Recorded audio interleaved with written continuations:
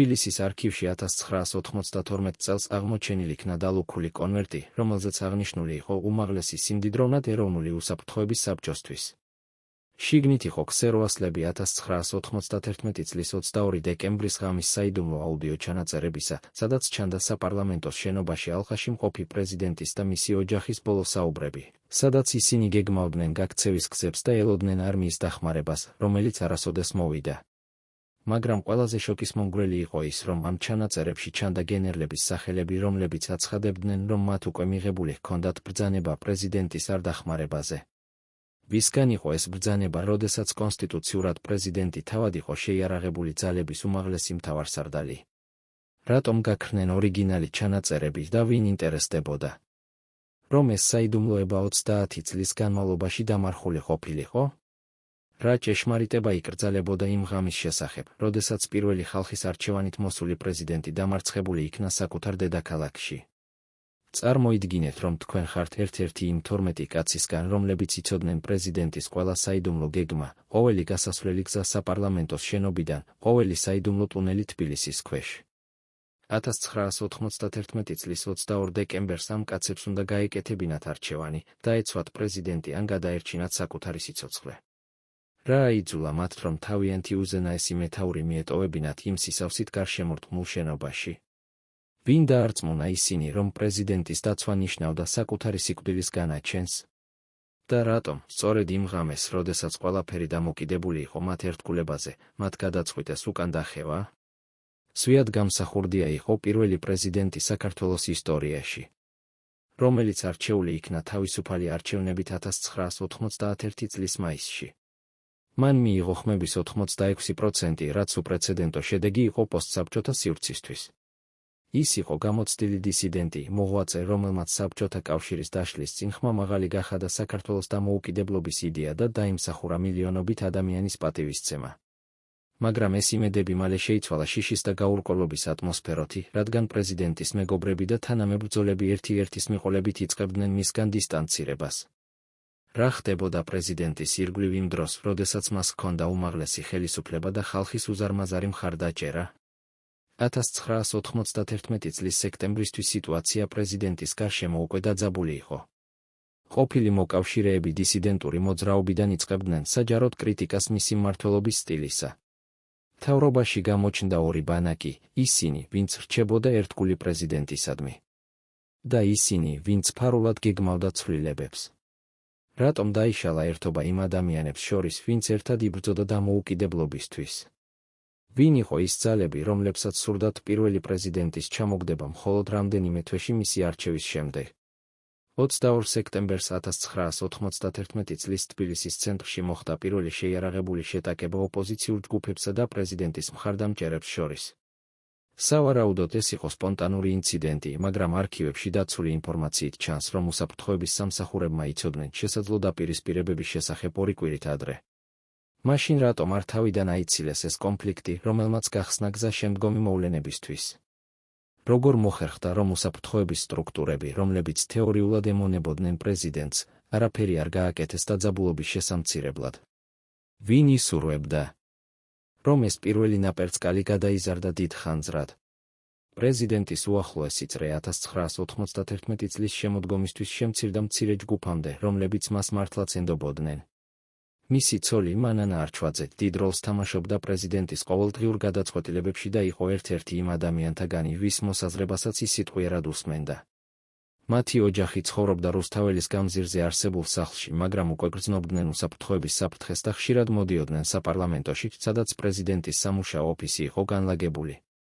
იყო თუ არა ეს პრეზიდენტის შეცდომა, რომ ოჯახი ჩაერია პოლიტიკურ გადაწყვეტილებებში, თუ სწორედ ეს ოჯახური ერთობა იყო მისი ერთადერთი მხარდამჭერი ძალა იმაურზაურში? 1991 წლის ოქტომბერში ხელისუფლებაში მოხდა პირველი სერიოზული განხეთქილება.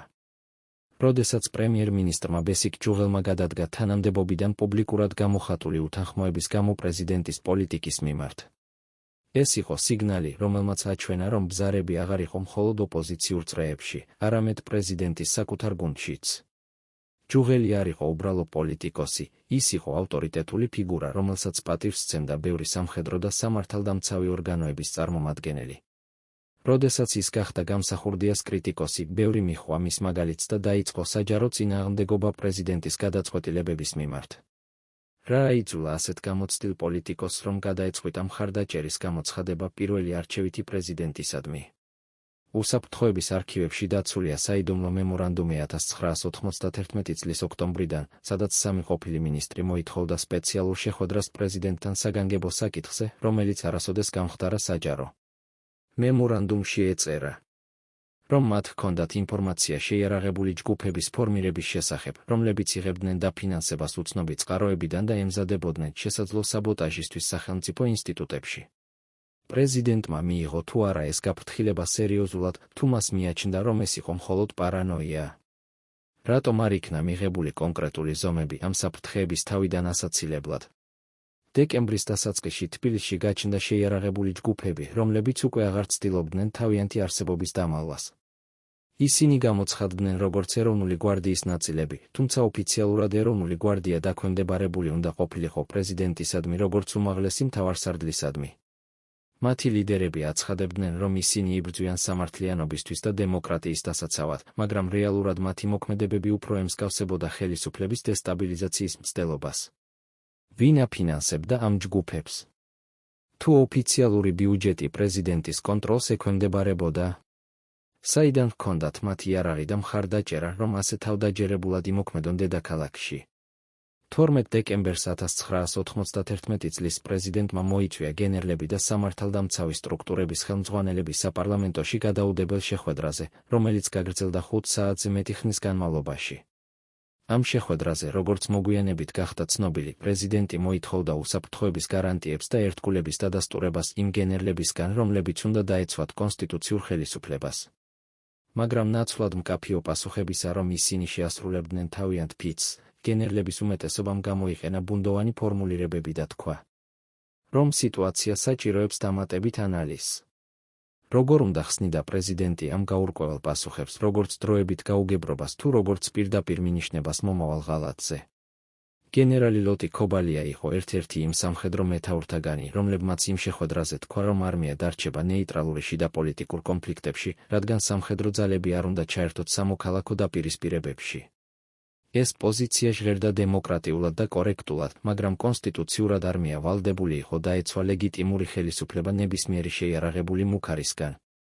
როგორ შეიძლებოდა სამხედრო ძალების ნეიტრალიტეტი, როდესაც დედაქალაქში შეიარაღებული ჯგუფები აშკარად ემზადებოდნენ ანტისახელმწიფო მოქმედებებისთვის? ეს წინააღმდეგობა გულისხმობდა, რომ არმია უკვე მიიღებდა ბრძანებებს სხვა წყაროდან, მაგრამ ვისგან? თუ პრეზიდენტი იყო კონსტიტუციური მთავარსარდალი. 15 დეკემბერს თბილისში დაიწყო ღია შეტაკებები შეიარაღებულ ჯგუფებსა და პრეზიდენტის მხარდამჭერებს შორის რუსთაველის გამზირზე და მის გარშემო ქუჩებში. ცეცხლსასროლი იარაღის ხმა ისმოდა დედაქალაქის ცენტრში და უბანების მოსახლეობა შეშინებული ცდილობდა დამალვას სახლებში. პრეზიდენტმა ამ დღეს გამოსცა განცხადება, რომელშიც მას ეს მოვლენები უწოდა კონსტიტუციური წესრიგის წინააღმდეგ მიმართულ სახელმწიფო გადატრიალების მცდელობა და მოითხოვდა დამნაშავეების დაუყოვნებლივ დაკავებას. მაგრამ პოლიციისა და უსაფრთხოების სამსახურებისგან არანაირი რეაგირება არ მოვიდა, რითაც ცხადი გახდა, რომ ეს სტრუქტურები აღარ ასრულებდნენ პრეზიდენტის ბრძანებებს. როგორ მოხერხდა, რომ სახელმწიფო აპარატი მთლიანად ამოვარდა ლეგიტიმური ხელისუფლების კონტროლიდან ასე მოკლე დროში? პრეზიდენტის ოჯახმა 15 დეკემბერს გადაწყვიტა გადასვლა საპარლამენტოს შენობაში უსაფრთხოების მიზნებისთვის. რადგან რუსთაველის გამზირზე მათი სახლი უკვე გახდა შესაძლო სამიზნე შეიარაღებული ჯგუფებისთვის.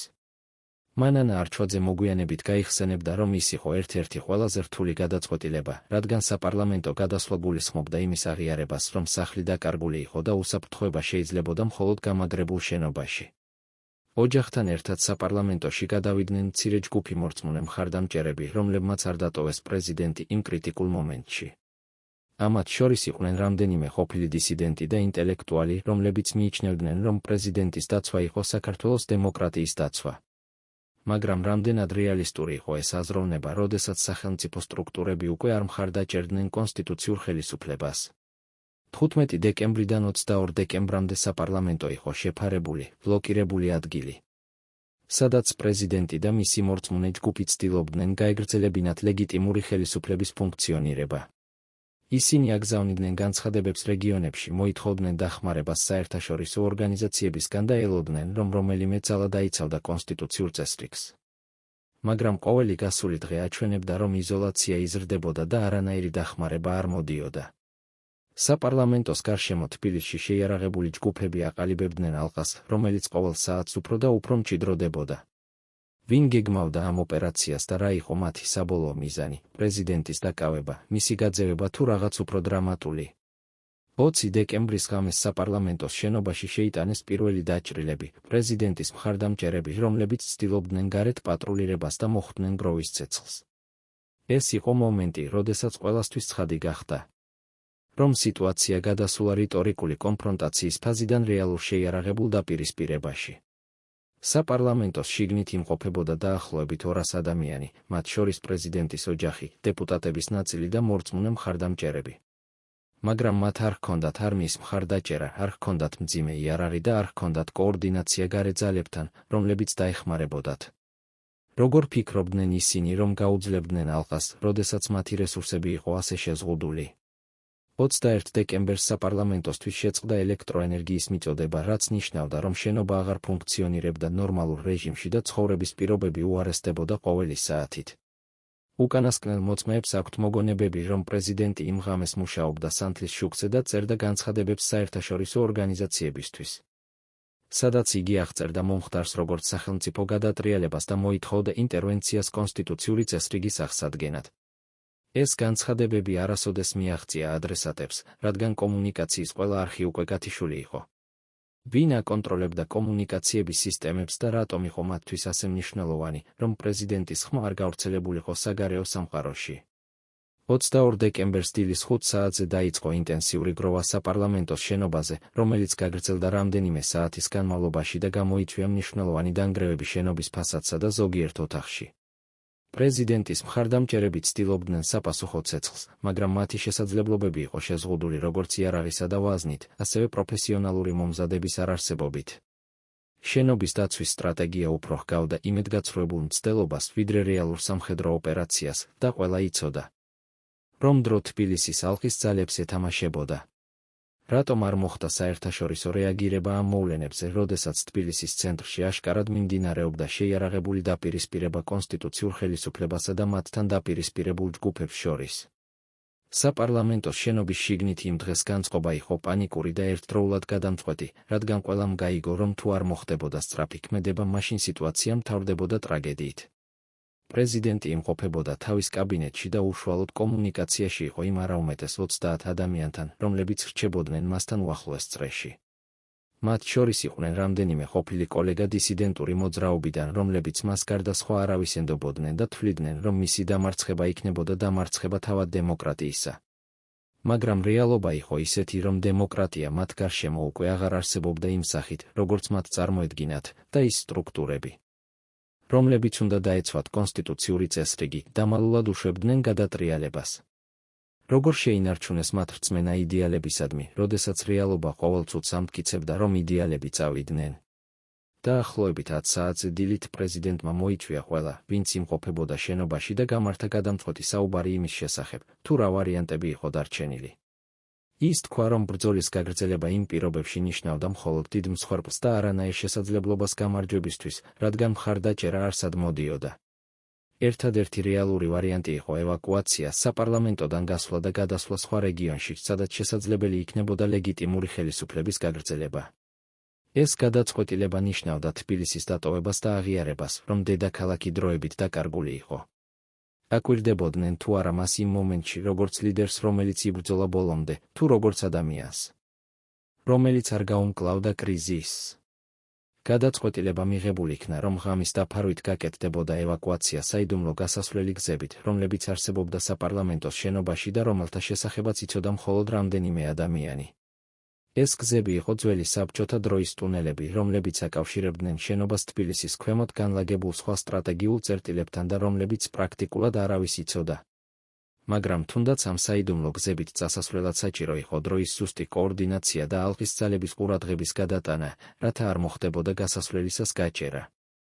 ვინ გეგმავდა ამ ოპერაციას და რამდენად ეფექტური იყო იმ ადამიანების მზადება, რომლებიც ცდილობდნენ კრიტიკულ მომენტში საიდუმლო ევაკუაციის ჩატარებას. ღამით დაახლოებით 22 საათზე პრეზიდენტის უახლოესმა წრემ დაიწყო მომზადება ევაკუაციისთვის, რომელიც უნდა განხორციელებულიყო საიდუმლო ტუნელების გამოყენებით. ეს ტუნელები აშენებული იყო საბჭოთა პერიოდში სტრატეგიული მიზნებისთვის და აკავშირებდა საპარლამენტოს შენობას რამდენიმე გასასვლელთან თბილისის სხვადასხვა უბანში. მაგრამ პრობლემა იყო ის, რომ ამ ტუნელების ზუსტი რუკები არ არსებობდა და მხოლოდ ორმა ადამიანმა იცოდა ზუსტი მარშრუტი. ერთი მათგანი იყო ყოფილი უსაფრთხოების ოფიცერი, რომელიც რჩებოდა ერთგული პრეზიდენტისადმი, მეორე კი იყო ძველი არქიტექტორი, რომელმაც მონაწილეობა მიიღო შენობის რეკონსტრუქციაში 1970-იან წლებში. როგორ შეიძლებოდა ასეთი კრიტიკული ოპერაციის დაგეგმვა, როდესაც ინფორმაცია იყო ასე ფრაგმენტული და არავის ჰქონდა სრული სურათი. პრეზიდენტის ოჯახი, მანანა არჩვაძე და მათი შვილები, მზად იყვნენ გასასვლელად, მაგრამ ატმოსფერო იყო უკიდურესად დაძაბული, რადგან ყველამ იცოდა, რომ ეს იყო ერთადერთი შანსი გადარჩენისთვის. თუ ალყის ძალები აღმოაჩენდნენ ევაკუაციის მცდელობას, მაშინ შედეგები იქნებოდა კატასტროფული. მანანა არჩვაძე მოგვიანებით გაიხსენებდა, რომ იმ ღამეს მან ვერ დაიჯერა, რომ ისინი ტოვებდნენ საპარლამენტოს, სადაც მათ ჰქონდათ იმედი, რომ დაიცავდნენ კონსტიტუციურ ხელისუფლებას. ეს იყო არა მხოლოდ ფიზიკური გასვლა, არამედ სიმბოლური დამარცხების აღიარება იმისა, რომ დედაქალაქი დაკარგული იყო და ხელისუფლება აღარ კონტროლდებოდა ლეგიტიმური პრეზიდენტის მიერ. რა გრძნობდნენ ის ადამიანები, რომლებიც რჩებოდნენ საპარლამენტოში და არ შეუძლიათ ევაკუაცია, იცოდნენ თუ არა ისინი, რომ მათი ბედი უკვე გადაწყვეტილი იყო. 23 საათზე დაიწყო პირველი ჯგუფის გადაადგილება ტუნელებში, რომელიც შედგებოდა დაახლოებით 15 ადამიანისგან, მათ შორის პრეზიდენტის ოჯახისა და რამდენიმე უახლოესი მრჩევლისგან. ტუნელები იყო ვიწრო, ბნელი და ტენიანი და გადაადგილება მოითხოვდა უკიდურეს სიფრთხილეს, რადგან არავის იცოდა, იყო თუ არა ეს გზები უსაფრთხო და არ იყო თუ არა ისინი უკვე აღმოჩენილი ალყის ძალების მიერ.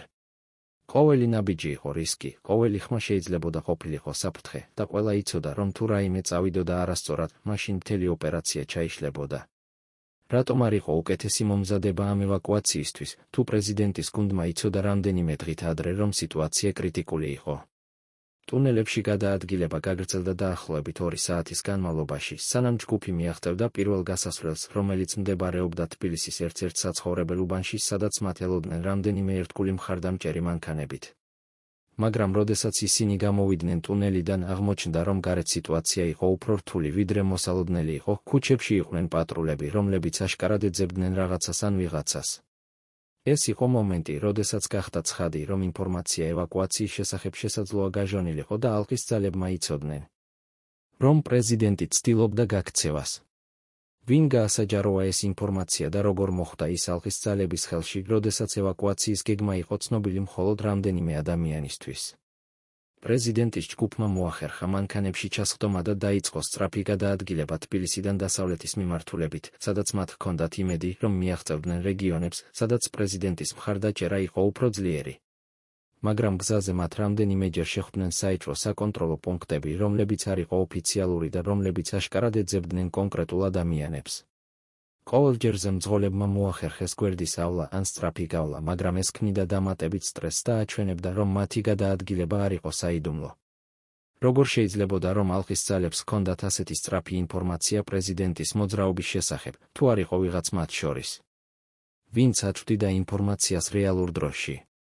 დილის 6 საათზე 23 დეკემბერს პრეზიდენტის ჯგუფი მიაღწია დასავლეთ საქართველოს ერთ-ერთ პატარა ქალაქს, სადაც მათ დროებით თავშესაფარი მიეცათ ადგილობრივი მხარდამჭერების მიერ.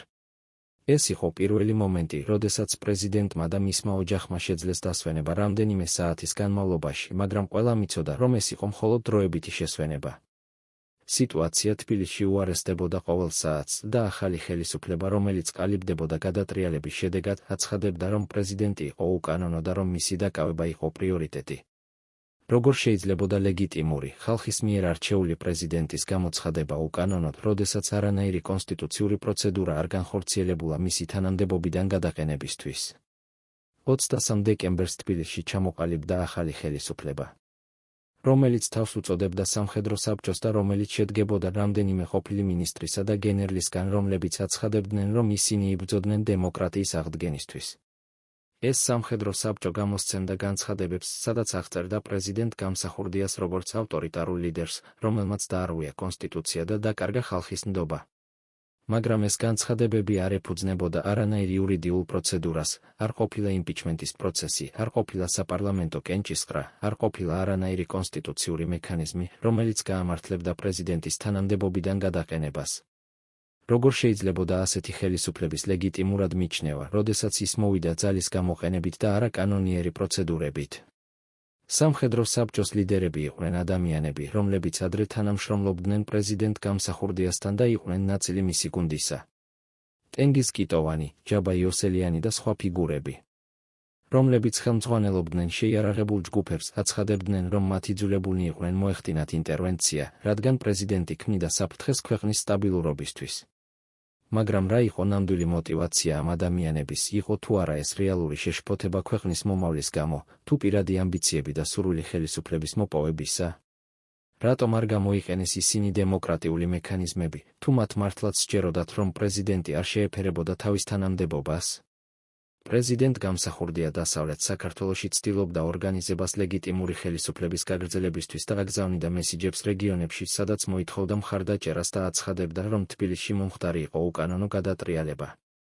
მან შეძლო კონტაქტის დამყარება რამდენიმე რეგიონულ ლიდერთან, რომლებიც აცხადებდნენ, რომ ისინი არ აღიარებდნენ სამხედრო საბჭოს და რჩებოდნენ ერთგულნი კონსტიტუციურ პრეზიდენტისადმი.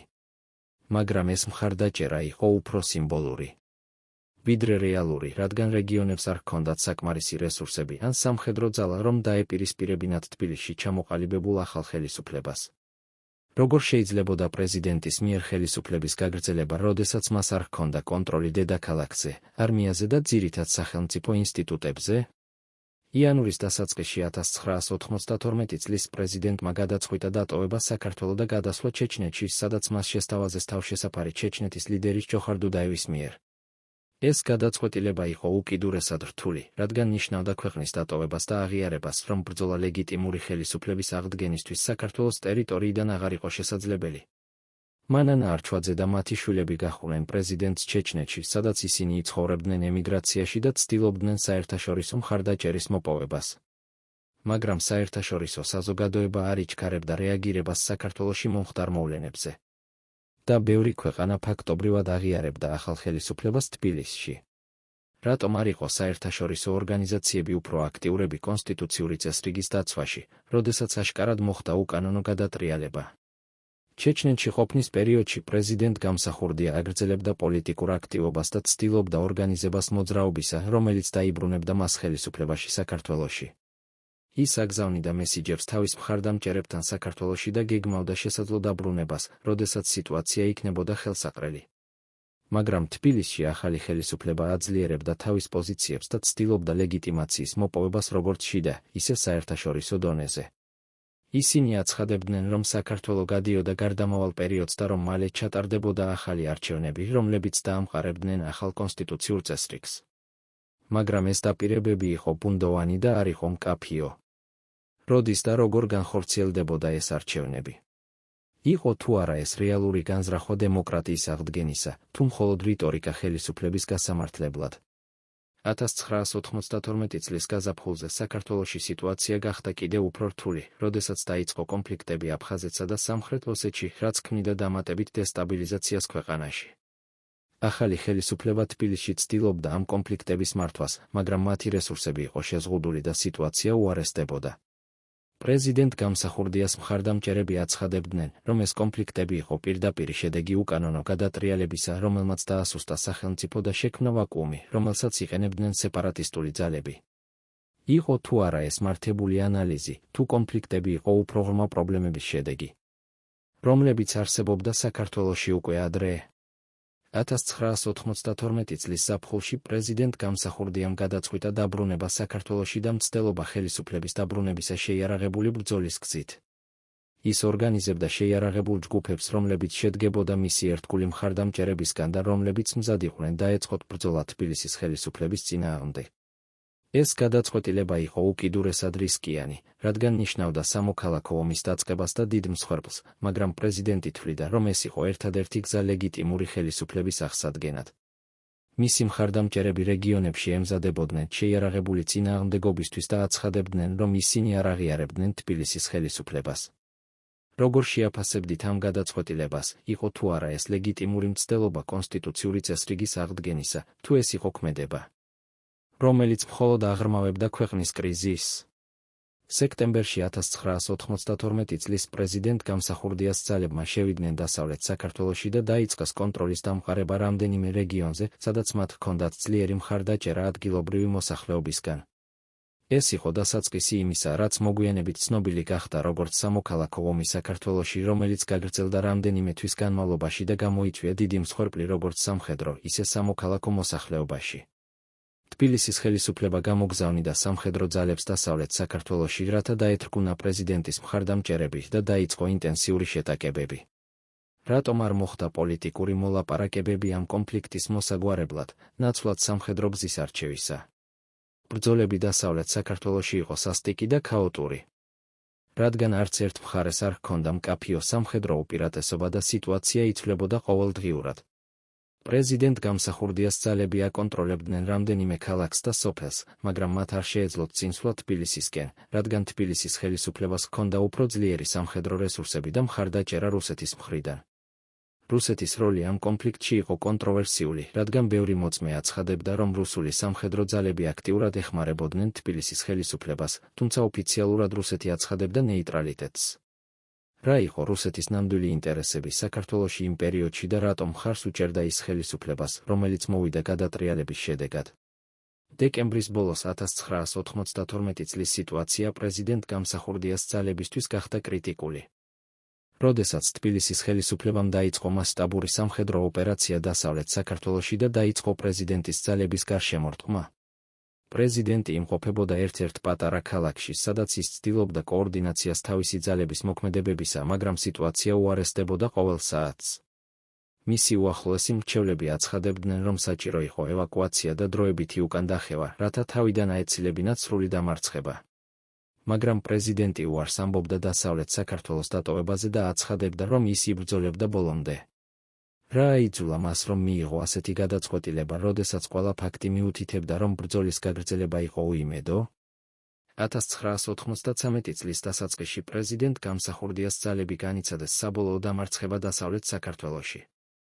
როდესაც თბილისის ხელისუფლების სამხედრო ძალებმა დაიკავეს ყველა სტრატეგიული პუნქტი და აიძულეს პრეზიდენტის მხარდამჭერები უკან დახევისკენ. პრეზიდენტი თავად იმყოფებოდა ალყაში ერთ-ერთ სოფელში, სადაც ის ცდილობდა ბოლო წინააღმდეგობას, მაგრამ სიტუაცია იყო უიმედო. 24 დეკემბერს 1993 წლის მოხდა ტრაგედია, რომელმაც დაასრულა პრეზიდენტ გამსახურდიას ბრძოლა. ის გარდაიცვალა იმ სოფელში გაურკვეველ გარემოებებში, რომელიც დღემდე არის დავის საგანი. ოფიციალური ვერსია აცხადებდა, რომ ის მოკვდა თვითმკვლელობით, მაგრამ მისი მხარდამჭერები და ოჯახის წევრები აცხადებდნენ, რომ ეს იყო მკვლელობა. რა მოხდა ნამდვილად იმ ღამეს და რატომ არ ჩატარდა დამოუკიდებელი გამოძიება, რომელიც დაადგენდა ჭეშმარიტებას? პრეზიდენტ გამსახურდიას სიკვდილი დაასრულა ერთი ეპოქა საქართველოს ისტორიაში და დატოვა ბევრი უპასუხო კითხვა იმ მოვლენების შესახებ, რომლებიც მოხდა 1991 წლის დეკემბრიდან 1993 წლის დეკემბრამდე. მისი მხარდამჭერები აგრძელებდნენ ბრძოლას კიდევ რამდენიმე თვის განმავლობაში, მაგრამ მათი მოძრაობა თანდათან დასუსტდა და საბოლოოდ დამარცხდა. თბილისის ხელისუფლება, რომელიც მოვიდა გადატრიალების შედეგად, გააგრძელა მმართველობა და მოგვიანებით ჩაატარა, რომელმაც დაარღვია დემოკრატიული პრინციპები და შექმნა პრეცედენტი ძალის გამოყენებისა პოლიტიკაში. არქივებში დაცულია საიდუმლო დოკუმენტი 1991 წლის ნოემბრიდან, სადაც სამი უმაღლესი რანგის გენერალი აღწერს შეხვედრას უცნობ ადამიანთან, რომელიც წარმოადგენდა საკუთარ თავს როგორც საერთაშორისო ორგანიზაციის წარმომადგენელს. ამ შეხვედრაზე, როგორც დოკუმენტში ჩანს, განიხილებოდა სცენარები იმისა, თუ როგორ უნდა მოქცეულიყო არმია შესაძლო პოლიტიკური კრიზისის დროს. უცნობმა ადამიანმა თქვა, რომ საერთაშორისო საზოგადოება მხარს დაუჭერდა ნებისმიერ გადაწყვეტილებას, რომელიც უზრუნველყოფდა სტაბილურობას საქართველოში, თუნდაც ეს ნიშნავდეს არატრადიციულ მეთოდებს.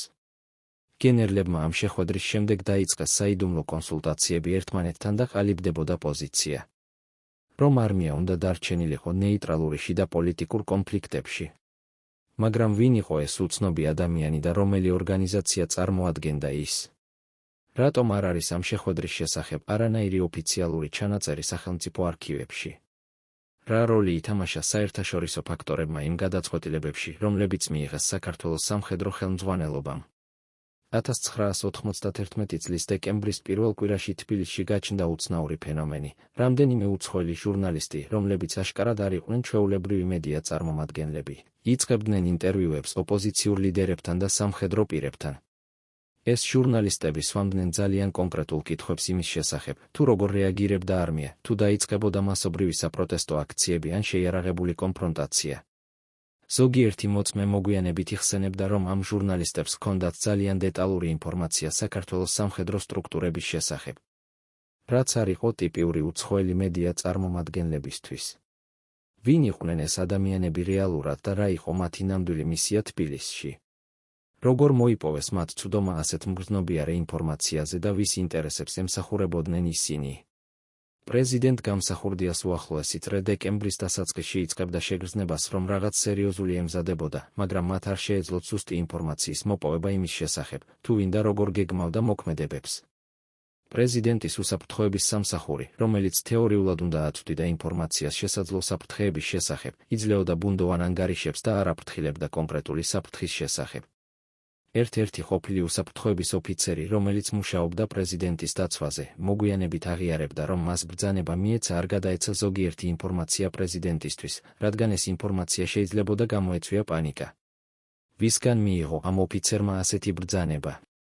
თუ პრეზიდენტი იყო მისი უშუალო ხელმძღვანელი, როგორ შეიძლებოდა უსაფრთხოების სამსახურის ფუნქციონირება, როდესაც ის არ ემსახურებოდა იმ ადამიანს, რომლის დაცვაც იყო მისი ძირითადი ამოცანა? დეკემბრის მე-10 დღეს თბილისში გამართულ იქნა საიდუმლო შეხვედრა, რომელზეც მონაწილეობდნენ რამდენიმე ოპოზიციური ლიდერი, 3 გენერალი და 2 ადამიანი, რომლებიც წარმოადგენდნენ რუსეთის ინტერესებს საქართველოში. ამ შეხვედრაზე, როგორც მოგვიანებით გახდა ცნობილი ერთ-ერთი მონაწილის მოგონებებიდან, განიხილებოდა კონკრეტული გეგმა იმისა, თუ როგორ უნდა განხორციელებულიყო ხელისუფლების შეცვლა საქართველოში.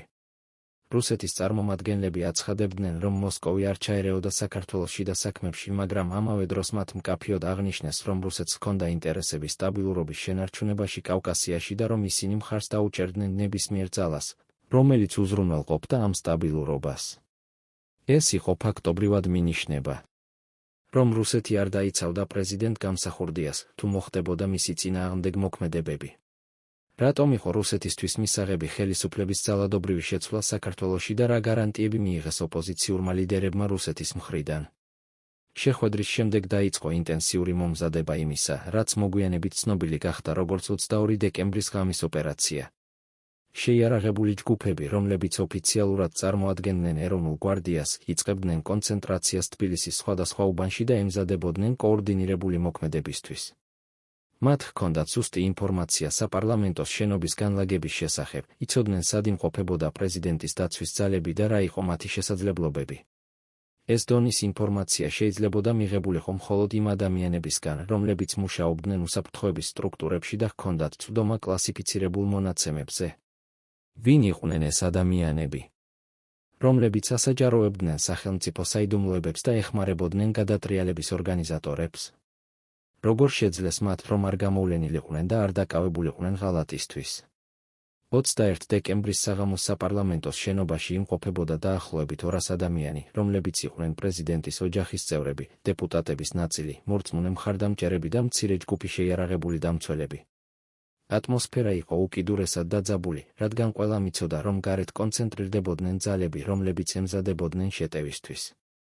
პრეზიდენტი იმყოფებოდა თავის კაბინეტში და ცდილობდა კომუნიკაციას რეგიონებთან, მაგრამ ტელეფონის ხაზები პერიოდულად წყდებოდა და რადიო კავშირი იყო არასტაბილური. ერთ-ერთი მოწმე იხსენებს, რომ პრეზიდენტი იმ საღამოს თქვა, რომ ის არ დატოვებდა საპარლამენტოს, რადგან ეს იქნებოდა სიმბოლური დამარცხება და აღიარება, რომ კონსტიტუციური ხელისუფლება დამარცხდა. მაგრამ მისი უახლოესი მრჩევლები ცდილობდნენ დაერწმუნებინათ ის, რომ დარჩენა შენობაში ნიშნავდა გარდაუვალ ტრაგედიას. როგორ უნდა გაეკეთებინა პრეზიდენტისთვის არჩევანი იმ სიტუაციაში, როდესაც ორივე ვარიანტი იყო დამარცხება, დარჩენა ნიშნავდა შესაძლო სიკვდილს, წასვლა კი ნიშნავდა პოლიტიკურ დამარცხებას. იმავე საღამოს თბილისის სხვადასხვა უბანში შეიარაღებული ჯგუფები იღებდნენ საბოლოო ინსტრუქციებს მათი კომანდირებისგან. ერთ-ერთი ყოფილი მონაწილე ამ ოპერაციისა მოგვიანებით იხსენებდა, რომ მათ ითხოვეს, რომ თავიდან აეცილებინათ მსხვერპლი და ეცადათ პრეზიდენტის დაცვის ძალების დარწმუნება, რომ წინააღმდეგობა იყო უაზრო. მაგრამ ამავე დროს მათ ჰქონდათ ბრძანება, რომ გამოეყენებინათ ძალა, თუ წინააღმდეგობა გაგრძელდებოდა. ეს წინააღმდეგობრივი ინსტრუქციები ქმნიდა გაურკვევლობას იმის შესახებ, თუ რა იყო ნამდვილი მიზანი ოპერაციისა, პრეზიდენტის დაკავება, მისი გაძევება თუ რაღაც უფრო რადიკალური. ვინ იყო ის ადამიანები, რომლებიც იძლეოდნენ ამ ბრძანებებს და რა იყო მათი საბოლოო მიზანი? რატომ არ იყო მკაფიო სტრატეგია იმისა, თუ როგორ უნდა დასრულებულიყო ეს ოპერაცია? ღამის 2 საათზე 22 დეკემბერს დაიწყო პირველი გროვა საპარლამენტოს შენობაზე, რომელიც გაგრძელდა დაახლოებით 10 წუთის განმავლობაში და იყო გამაფრთხილებელი ხასიათის. შეტევის მიზანი იყო დაშინება იმ ადამიანებისა, რომლებიც იმყოფებოდნენ შენობაში და მათი დარწმუნება, რომ წინააღმდეგობა იყო უაზრო. პრეზიდენტის დამცველებმა გასცეს საპასუხო ცეცხლი, მაგრამ მათი შესაძლებლობები იყო ძალიან შეზღუდული. შენობის შიგნით დაიწყო პანიკა, რადგან ბევრი ადამიანი, რომლებიც იმყოფებოდნენ იქ, არ იყვნენ მომზადებულნი შეიარაღებული დაპირისპირებისთვის და შეშინებულნი იყვნენ. პრეზიდენტმა ცადა დამშვიდება ადამიანებისა და თქვა, რომ ისინი იცავდნენ კონსტიტუციურ წესრიგს და რომ ისტორია დაიმახსოვრებდა მათ როგორც გმირებს. მაგრამ რამდენად რეალისტური იყო ეს რიტორიკა, როდესაც რეალობა იყო ისეთი, რომ ისინი იყვნენ იზოლირებულნი და გარშემორტყმულნი უფრო ძლიერი ძალების მიერ. დილის 5 საათზე დაიწყო ინტენსიური შეტევა საპარლამენტოს შენობაზე, რომელიც გაგრძელდა რამდენიმე საათის განმავლობაში. გამოიყენებოდა მძიმე იარაღი, რომელიც იწვევდა მნიშვნელოვან დანგრევებს შენობის ფასადსა და ზოგიერთ ოთახში. პრეზიდენტის დამცველები ცდილობდნენ წინააღმდეგობას, მაგრამ მათი რიცხვი და რესურსები იყო არადამაკმაყოფილებელი. შენობის შიგნით გაჩნდა პირველი დაჭრილები და მოკლულები, რაც კიდევ უფრო გააძლიერა პანიკას. პრეზიდენტის ოჯახი იმყოფებოდა შენობის ცენტრალურ ნაწილში, სადაც ისინი ცდილობდნენ თავის დაცვას, მაგრამ სიტუაცია იყო სასოწარკვეთილი. მანანა არჩვაძე მოგვიანებით იხსენებდა, რომ იმ საათებში ის ფიქრობდა, რომ ეს იყო მათი ბოლო დღე და რომ ისინი არასოდეს გამოვიდოდნენ ცოცხლები იმ შენობიდან. როგორ შეინარჩუნეს ადამიანებმა გონება იმ უკიდურეს სიტუაციაში, როდესაც სიკვდილი იყო ასე ახლოს? დილის 8 საათისთვის გახდა ცხადი, რომ შენობის დაცვა აღარ იყო შესაძლებელი და რომ ერთადერთი ვარიანტი იყო ევაკუაცია. პრეზიდენტმა საბოლოოდ დათანხმდა გამოსვლას შენობიდან საიდუმლო ტუნელების გამოყენებით, რომლებიც იყო ერთადერთი შანსი გადარჩენისთვის.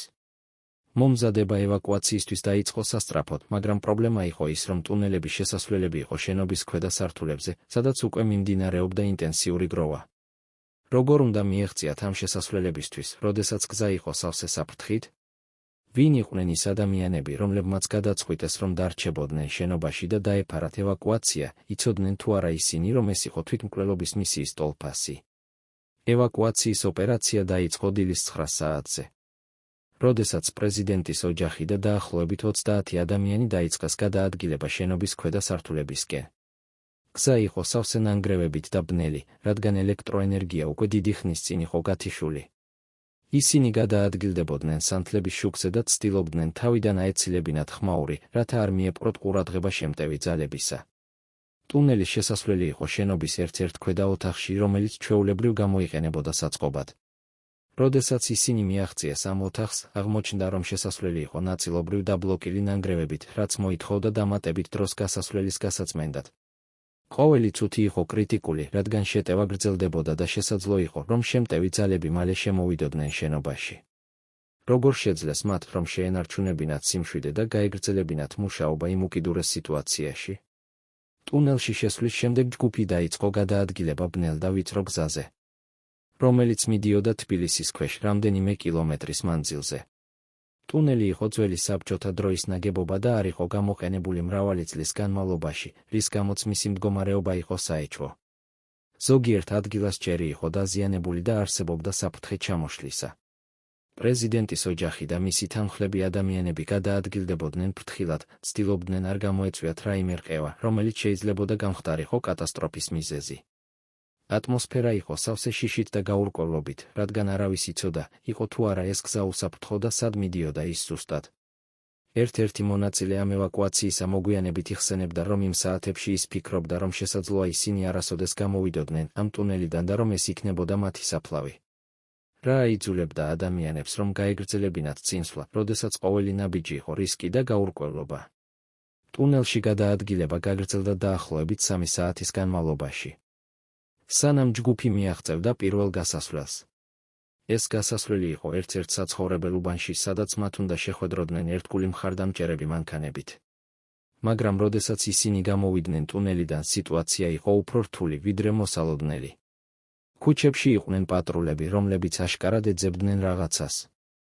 პრეზიდენტის ჯგუფმა უნდა დაელოდა რამდენიმე საათი დამალულ ადგილას, სანამ სიტუაცია გახდებოდა უფრო უსაფრთხო გადაადგილებისთვის. ეს საათები იყო სავსე დაძაბულობით, რადგან ყოველ მომენტ შეიძლებოდა მოხდენილიყო მათი აღმოჩენა.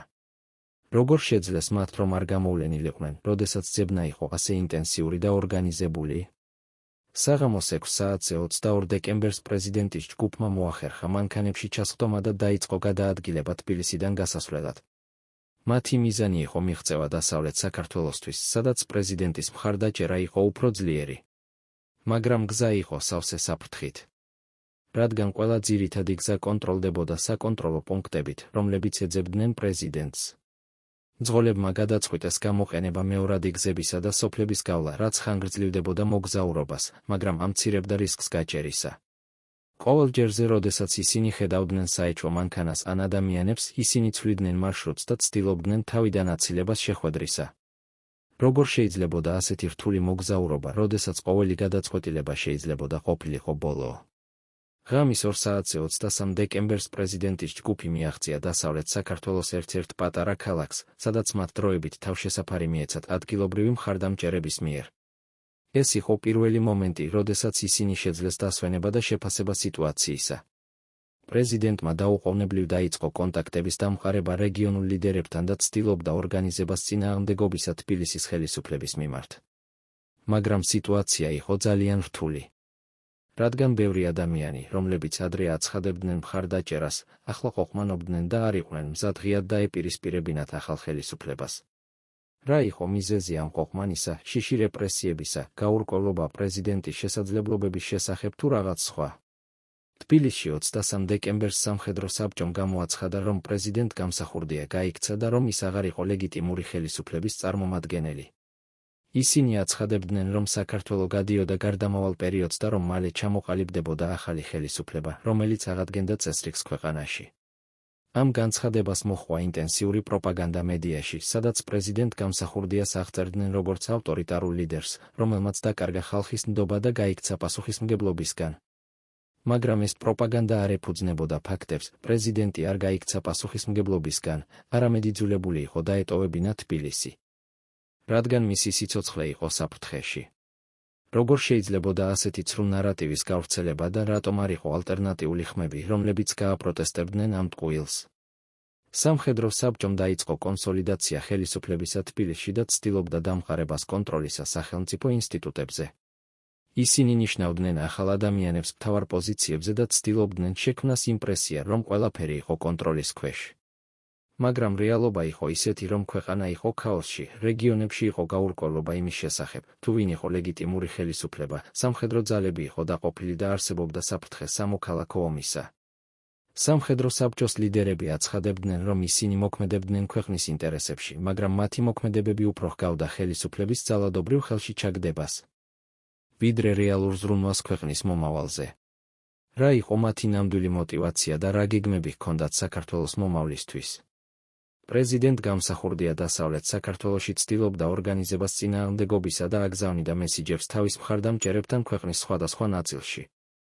ის აცხადებდა, რომ თბილისში მომხდარი იყო უკანონო გადატრიალება და რომ ის რჩებოდა ლეგიტიმურ პრეზიდენტად, რომელიც არჩეული იყო ხალხის მიერ. მან მოითხოვა საერთაშორისო ორგანიზაციებისგან ინტერვენცია და კონსტიტუციური წესრიგის აღდგენა. მაგრამ საერთაშორისო საზოგადოება არ იჩქარებდა რეაგირებას, ზოგიერთი ქვეყანა აცხადებდა, რომ ეს იყო საქართველოს შიდა საქმე და რომ ისინი არ ჩაერეოდნენ, სხვები კი ფაქტობრივად აღიარებდნენ ახალ ხელისუფლებას თბილისში.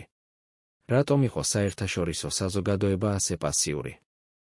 როდესაც აშკარად მოხდა კონსტიტუციური წესრიგის დარღვევა. იანვრის დასაწყისში 1992 წლის პრეზიდენტ გამსახურდიამ გადაწყვიტა დატოვება საქართველო და გადასვლა ჩეჩნეთში, სადაც მას შესთავაზეს თავშესაფარი ჩეჩნეთის ლიდერის ჯოხარ დუდაევის მიერ. ეს გადაწყვეტილება იყო უკიდურესად რთული და ტკივილიანი, რადგან ნიშნავდა ქვეყნის დატოვებას და აღიარებას, რომ ბრძოლა ლეგიტიმური ხელისუფლების აღდგენისთვის საქართველოს ტერიტორიიდან აღარ იყო შესაძლებელი იმ მომენტში. მანანა არჩვაძე და მათი შვილები გახურნენ პრეზიდენტს ჩეჩნეთში, სადაც ისინი იცხოვრებდნენ ემიგრაციაში და ცდილობდნენ საერთაშორისო მხარდაჭერის მოპოვებას. ჩეჩნეთში ყოფნის პერიოდში პრეზიდენტი აგრძელებდა პოლიტიკურ აქტივობას და ცდილობდა ორგანიზებას მოძრაობისა, რომელიც დაიბრუნებდა მას ხელისუფლებაში. როგორ შეინარჩუნა მან რწმენა და ენერგია, როდესაც ყველაფერი მიუთითებდა, რომ მისი დაბრუნება იყო თითქმის შეუძლებელი? ჩეჩნეთში პრეზიდენტ გამსახურდია ცხოვრობდა რთულ პირობებში, მაგრამ ის არ წყვეტდა კავშირს თავის მხარდამჭერებთან საქართველოში. ის აგზავნიდა აუდიო და ვიდეო მესიჯებს, სადაც მოუწოდებდა ხალხს, რომ არ დაენებებინათ და გაეგრძელებინათ ბრძოლა ლეგიტიმური ხელისუფლების აღდგენისთვის. ეს მესიჯები ვრცელდებოდა საიდუმლოდ საქართველოში და ქმნიდა იმედს იმ ადამიანებში, რომლებიც რჩებოდნენ ერთგულნი პრეზიდენტისადმი. მაგრამ თბილისის ხელისუფლება ცდილობდა ამ მესიჯების ბლოკირებას და აცხადებდა, რომ პრეზიდენტ გამსახურდია იყო ფუგიტივი, რომელიც ცდილობდა დესტაბილიზაციას ქვეყანაში. როგორ შეაფასებდით ამ ორ ნარატივს, ვინ იყო მართალი და რა იყო ჭეშმარიტება იმ მოვლენების შესახებ? 1992 წლის მოვლენების შემდეგ დაიწყო ინტენსიური პროცესი დოკუმენტების განადგურებისა, რომლებიც შეიძლებოდა ყოფილიყო მტკიცებულება გადატრიალების ორგანიზატორების იდენტობისა და მათი მოქმედებების შესახებ. უსაფრთხოების სამსახურების არქივებში, რომლებიც თეორიულად უნდა შენახულიყო ყველა მნიშვნელოვანი დოკუმენტი, აღმოჩნდა, რომ ბევრი ფაილი იყო გაქრობილი ან განადგურებული. ერთ-ერთი ყოფილი არქივის თანამშრომელი მოგვიანებით იხსენებდა, რომ მას ბრძანება მიეცა განიადგურებინა ყველა დოკუმენტი, რომელიც შეიცავდა ინფორმაციას 1991 წლის დეკემბრის მოვლენების შესახებ. ეს ბრძანება მოვიდა უმაღლესი რანგის ოფიცრისგან, რომელიც იყო ახალი ხელისუფლების წარმომადგენელი. რატომ იყო ასე მნიშვნელოვანი ამ დოკუმენტების განადგურება და რა ინფორმაციას შეიცავდნენ ისინი, რომელიც იყო ასე საშიში ახალი ხელისუფლებისთვის? დოკუმენტებს შორის, რომლებიც განადგურდა, იყო აუდიო ჩანაწერები ტელეფონის საუბრებისა, რომლებიც ჩაწერილი იყო 1991 წლის დეკემბერში გენერლებსა და ოპოზიციურ ლიდერებს შორის. ეს ჩანაწერები შეიცავდა ინფორმაციას იმის შესახებ, თუ როგორ იგეგმებოდა გადატრიალება და ვინ იყვნენ მთავარი ორგანიზატორები. ასევე განადგურდა დოკუმენტები, რომლებიც შეიცავდა ინფორმაციას უცხოელი პირების შესახებ, რომლებიც იმყოფებოდნენ თბილისში იმ პერიოდში და რომლებიც შესაძლოა ჰქონდათ როლი მოვლენების კოორდინაციაში. ერთ-ერთი დოკუმენტი, რომელიც შემთხვევით გადარჩა განადგურებას, შეიცავდა ინფორმაციას შეხვედრის შესახებ, სადაც მონაწილეობდნენ რამდენიმე გენერალი და ორი ადამიანი, რომლებიც იდენტიფიცირებულნი იყვნენ როგორც უცხოელი დიპლომატები. რა განიხილებოდა ამ შეხვედრაზე და რა როლი ჰქონდათ ამ უცხოელ დიპლომატებს საქართველოს შიდა კრიზისში? გარდა დოკუმენტების განადგურებისა, დაიწყო პროცესი მოწმეების დაშინებისა, რომლებიც შეიძლებოდა ჰქონდათ ინფორმაცია გადატრიალების შესახებ. რამდენიმე ადამიანი, რომლებიც იყვნენ უსაფრთხოების სამსახურებში და იცოდნენ დეტალები იმ მოვლენების შესახებ, მიიღეს მუქარები და გაფრთხილებები, რომ არ ესაუბრათ საჯაროდ. ზოგიერთი მათგანი დატოვა ქვეყანა და გადავიდა ემიგრაციაში, სხვები კი დარჩნენ საქართველოში, მაგრამ ინახავდნენ სიჩუმეს.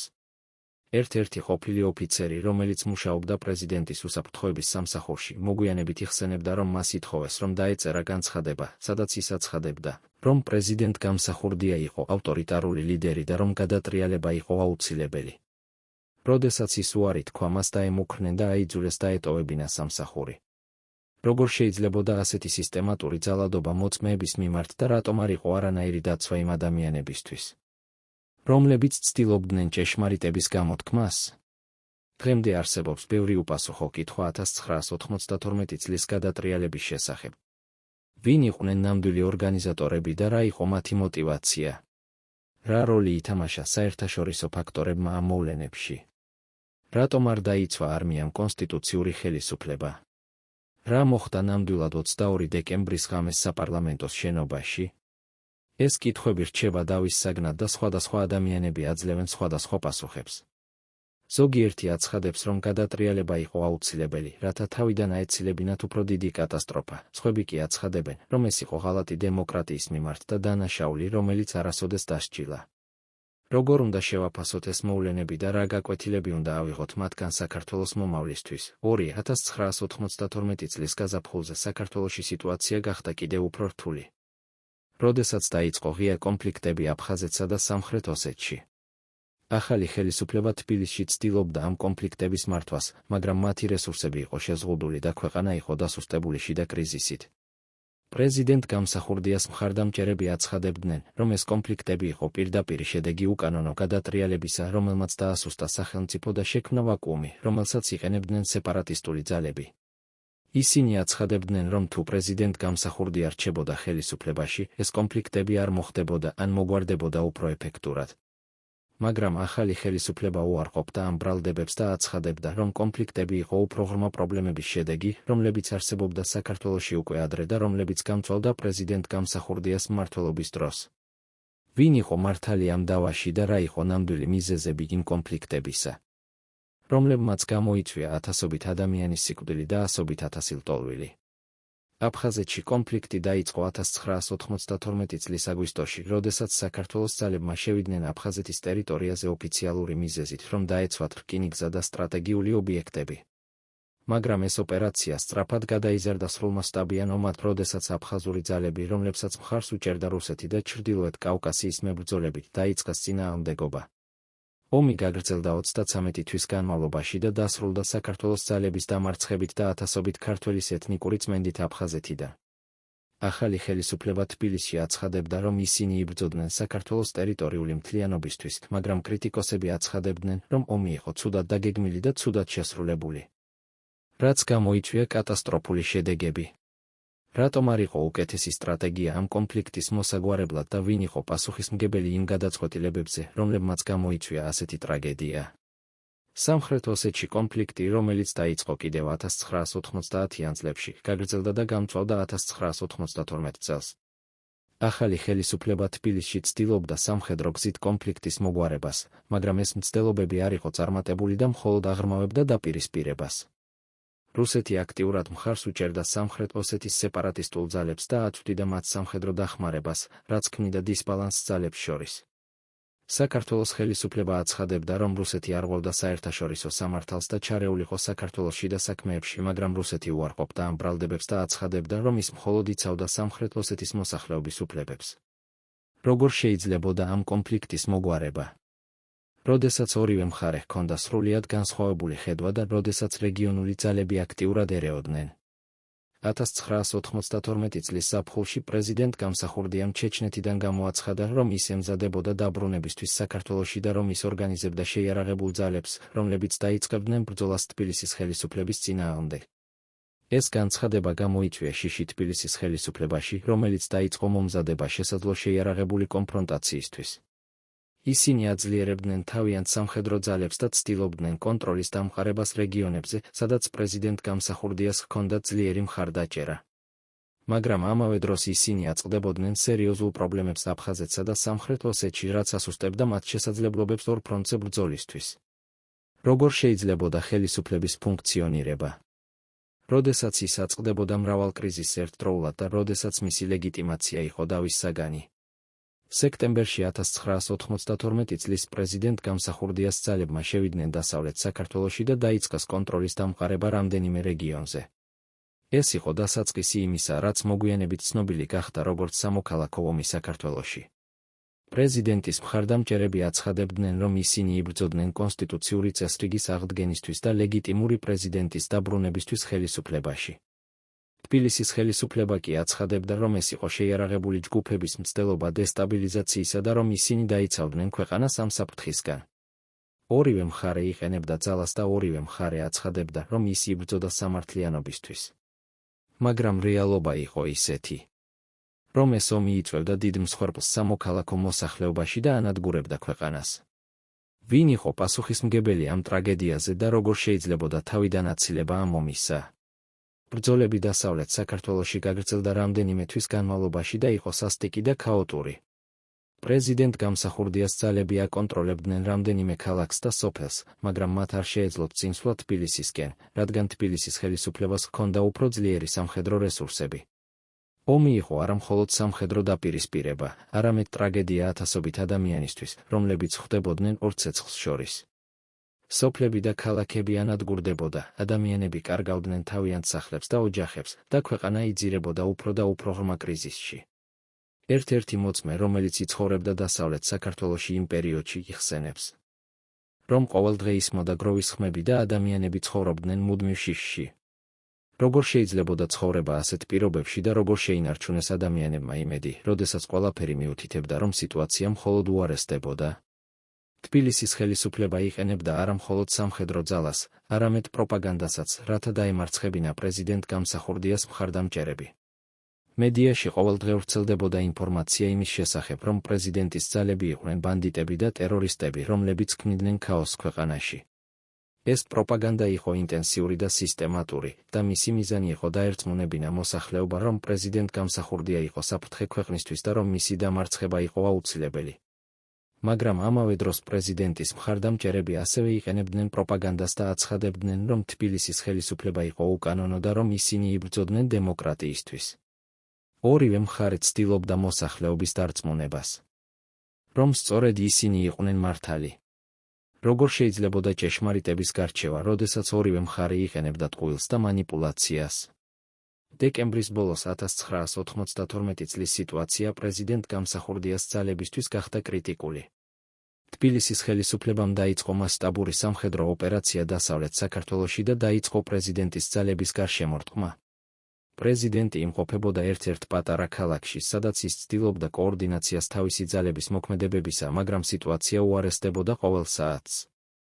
მისი უახლოესი მრჩევლები აცხადებდნენ, რომ საჭირო იყო ევაკუაცია და დროებითი უკან დახევა, რათა თავიდან აეცილებინათ სრული დამარცხება. მაგრამ პრეზიდენტი უარს ამბობდა დასავლეთ საქართველოს დატოვებაზე და აცხადებდა, რომ ის იბრძოლებდა ბოლომდე. ის თვლიდა, რომ თუ ის დატოვებდა თავის მხარდამჭერებს, ეს იქნებოდა ღალატი მათი მიმართ და დამარცხება იმ იდეალების, რომლებისთვისაც ისინი იბრძოდნენ. როგორ შეაფასებდით ამ გადაწყვეტილებას? იყო თუ არა ეს გმირობა თუ უაზრო შეიარაღებული წინააღმდეგობა, რომელმაც მხოლოდ გაზარდა მსხვერპლი? 1993 წლის იანვრის დასაწყისში პრეზიდენტ გამსახურდიას ძალები განიცადეს საბოლოო დამარცხება. თბილისის ხელისუფლების სამხედრო ძალებმა დაიკავეს ყველა სტრატეგიული პუნქტი დასავლეთ საქართველოში და აიძულეს პრეზიდენტის მხარდამჭერები უკან დახევისკენ. პრეზიდენტი თავად იმყოფებოდა ალყაში ერთ-ერთ სოფელში ზუგდიდის რაიონში, სადაც ის ცდილობდა ბოლო წინააღმდეგობას. მასთან ერთად იყვნენ მხოლოდ რამდენიმე ერთგული მხარდამჭერი, რომლებიც არ დატოვეს მას ბოლო მომენტამდე. სიტუაცია იყო უიმედო, ისინი იყვნენ გარშემორტყმულნი, არ ჰქონდათ საკმარისი იარაღი და ვაზნი და არ იყო არანაირი შანსი გადარჩენისა. 24 დეკემბერს 1993 წლის მოხდა ტრაგედია, რომელმაც დაასრულა პრეზიდენტ გამსახურდიას ბრძოლა.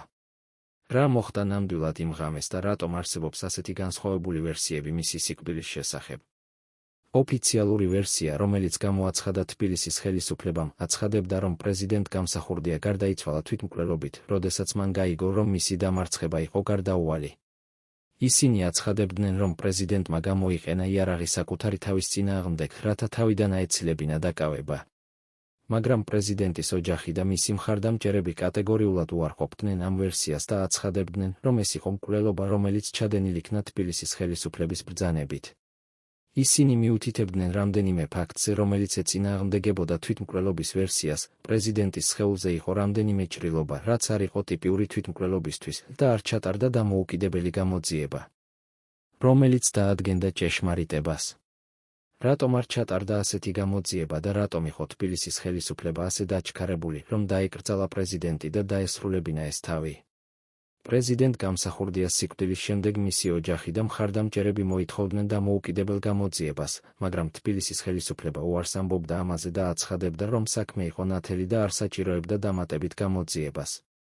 ისინი აცხადებდნენ, რომ პრეზიდენტი გარდაიცვალა თვითმკვლელობით და რომ ეს იყო მისი პირადი არჩევანი. მაგრამ ეს პოზიცია იწვევდა კითხვებს, თუ ყველაფერი იყო ასე ნათელი, რატომ ეშინოდათ დამოუკიდებელი გამოძიებისა? რა შეიძლებოდა გამოვლენილიყო ასეთი გამოძიებით, რაც იყო ასე საშიში ხელისუფლებისთვის? ეს კითხვები რჩება უპასუხოდ დღემდე და აგრძელებს დავას იმის შესახებ, თუ რა მოხდა ნამდვილად 24 დეკემბერს 1993 წლის. პრეზიდენტის სხეული დაკრძალეს ჩეჩნეთში. რადგან მისი ოჯახი არ ენდობოდა თბილისის ხელისუფლებას და ეშინოდა, რომ თუ სხეული დაბრუნდებოდა საქართველოში, ის შეიძლებოდა გამოყენებულიყო პოლიტიკური მიზნებისთვის. მხოლოდ 2007 წელს, 10 წლის შემდეგ, სხეული დაბრუნდა საქართველოში და დაკრძალეს თბილისში სახელმწიფო პატივით.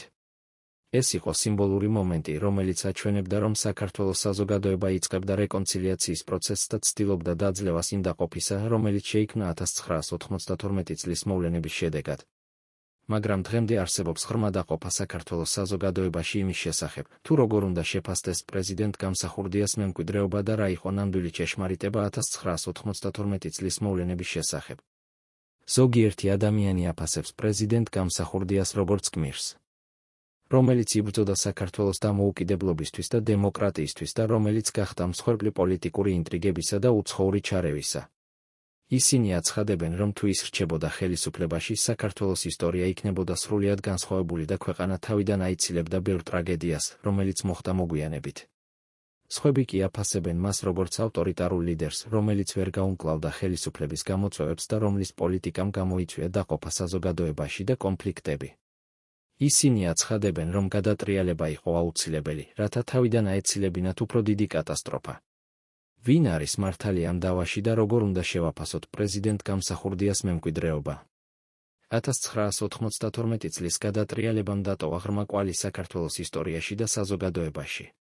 ის შექმნა პრეცედენტს ძალის გამოყენებისა პოლიტიკაში და აჩვენა, რომ ხელისუფლება შეიძლებოდა შეცვლილიყო არა დემოკრატიული მექანიზმებით, არამედ შეიარაღებული ძალით. ეს პრეცედენტი ჰქონდა გრძელვადიანი შედეგები საქართველოს პოლიტიკურ კულტურაზე და ხელს უწყობდა პოლიტიკური ძალადობის ნორმალიზაციას. ასევე გადატრიალებამ დაასუსტა სახელმწიფო ინსტიტუტები და შექმნა ვაკუუმი, რომელიც გამოიყენეს სეპარატისტულმა ძალებმა აფხაზეთსა და სამხრეთ ოსეთში. ეს კონფლიქტები გამოიწვია ათასობით ადამიანის სიკვდილი და ასობით ათასი ლტოლვილი და დღემდე არ არის მოგვარებული. როგორ შეიძლებოდა თავიდან აცილება ამ ტრაგედიებისა და რა გაკვეთილები უნდა ავიღოთ მათგან? დღეს 30-ზე მეტი წლის შემდეგ საქართველო კვლავ ცდილობს გაგებას იმისა, თუ რა მოხდა 1992 წელს და რა იყო ნამდვილი ჭეშმარიტება იმ მოვლენების შესახებ. არქივები თანდათან იხსნება და ახალი ინფორმაცია ხდება ხელმისაწვდომი. მაგრამ კვლავ არსებობს ბევრი უპასუხო კითხვა. ვინ იყვნენ ნამდვილი ორგანიზატორები გადატრიალებისა?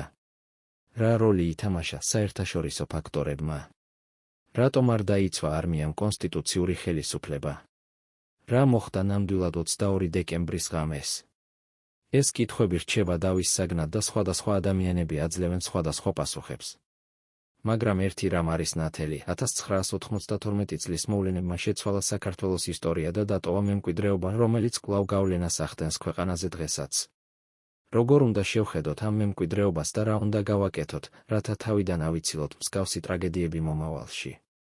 1992 წლის მოვლენების შემდეგ საქართველოში ჩამოყალიბდა ახალი პოლიტიკური რეალობა, რომელიც ეფუძნებოდა არა დემოკრატიულ არჩევნებს, არამედ ძალის გამოყენებას.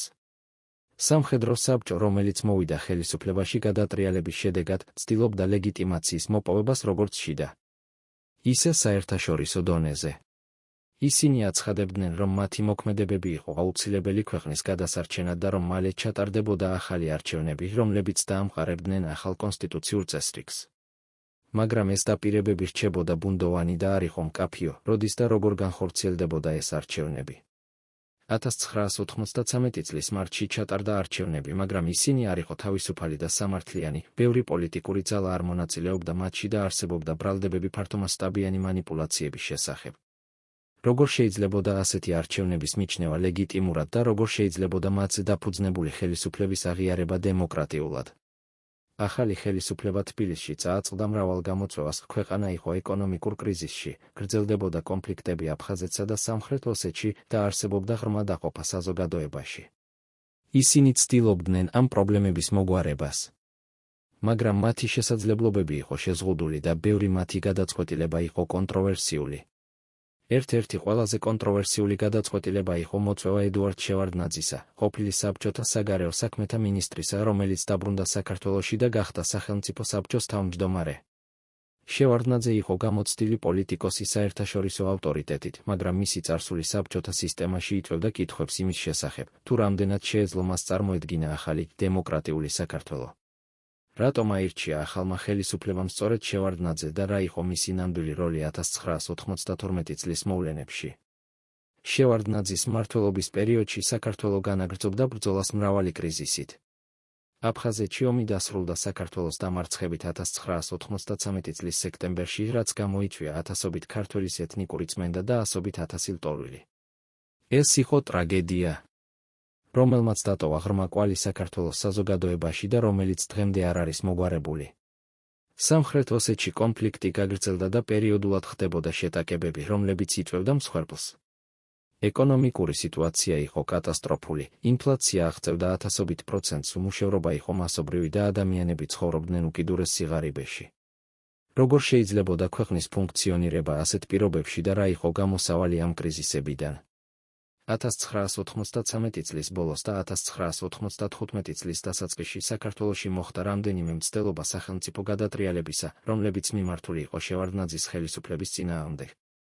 ეს მცდელობები არ იყო წარმატებული, მაგრამ ისინი აჩვენებდნენ, რომ პოლიტიკური სიტუაცია რჩებოდა არასტაბილური და რომ ძალადობა რჩებოდა ინსტრუმენტად პოლიტიკურ ბრძოლაში. ერთ-ერთი ასეთი მცდელობა იყო 1995 წლის აგვისტოში, როდესაც შეიარაღებული ჯგუფი შეიჭრა პარლამენტში და ცდილობდა შევარდნაძის დაკავებას. ეს მცდელობა ჩაიშალა, მაგრამ ის აჩვენებდა, რომ 1992 წლის გადატრიალებამ შექმნა პრეცედენტი, რომელიც აგრძელებდა გავლენას საქართველოს პოლიტიკურ კულტურაზე. როგორ შეიძლებოდა ამ ციკლის გაწყვეტა და როგორ შეიძლებოდა დემოკრატიული ნორმების დამკვიდრება ქვეყანაში? 1992 წლის მოვლენების მემკვიდრეობა გრძელდება დღემდე და გავლენას ახდენს საქართველოს პოლიტიკურ და სოციალურ ცხოვრებაზე. ერთ-ერთი ყველაზე მნიშვნელოვანი მემკვიდრეობა არის ღრმა დაყოფა საზოგადოებაში იმის შესახებ, თუ როგორ უნდა შეფასდეს ის მოვლენები და ვინ იყო მართალი. ზოგიერთი ადამიანი აფასებს პრეზიდენტ გამსახურდიას როგორც გმირს და მოწამეს, რომელიც იბრძოდა საქართველოს დამოუკიდებლობისთვის და გახდა მსხვერპლი პოლიტიკური ინტრიგებისა. სხვები კი აფასებენ მას როგორც ავტორიტარულ ლიდერს, რომელიც ვერ გაუმკლავდა ხელისუფლების გამოწვევებს. ეს დაყოფა არ არის მხოლოდ ისტორიული დავა, ის გავლენას ახდენს თანამედროვე პოლიტიკაზე და ხელს უშლის ეროვნულ რეკონცილიაციას. როგორ შეიძლებოდა ამ დაყოფის დაძლევა და როგორ შეიძლებოდა საზოგადოების გაერთიანება საერთო ხედვის გარშემო? კიდევ ერთი მნიშვნელოვანი მემკვიდრეობა არის დასუსტებული სახელმწიფო ინსტიტუტები და პოლიტიკური ძალადობის ნორმალიზაცია.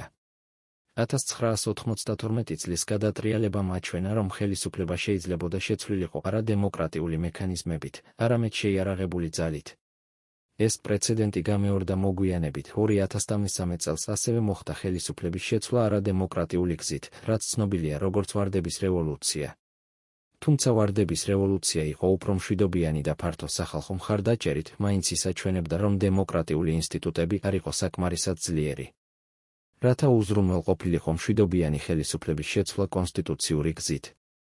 როგორ შეიძლებოდა ამ ინსტიტუტების გაძლიერება და როგორ შეიძლებოდა დემოკრატიული ნორმების დამკვიდრება?